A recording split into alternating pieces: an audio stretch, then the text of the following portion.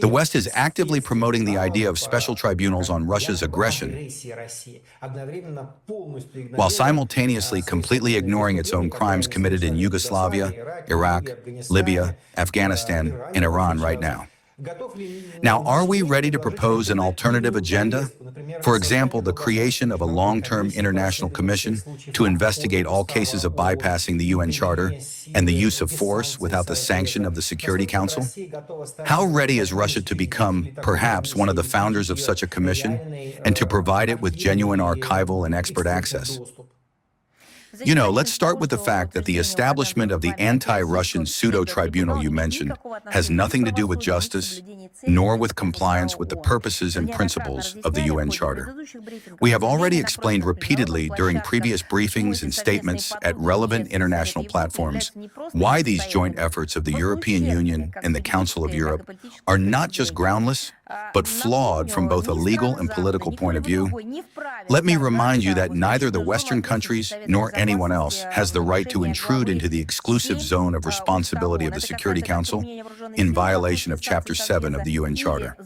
This applies both to the use of armed force in the absence of a Security Council sanction or outside the framework of exercising the right to self-defense, and to the powers to determine the existence of an act of aggression and the deployment of sanction tools in response.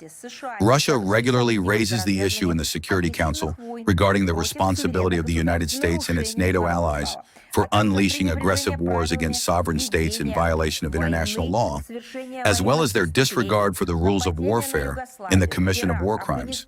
The attacks on Yugoslavia, Iraq, Afghanistan, Libya, and Syria were carried out under various pretexts and slogans, be it humanitarian intervention, responsibility to protect, war on terror, preventive self-defense, and so on. But in their essence, all these military adventures were acts of aggression. Unlike the countries of the collective West, we do not intend to unilaterally attempt to dispense international justice by imposing our own rules of the game on anyone. Our rules are the UN Charter.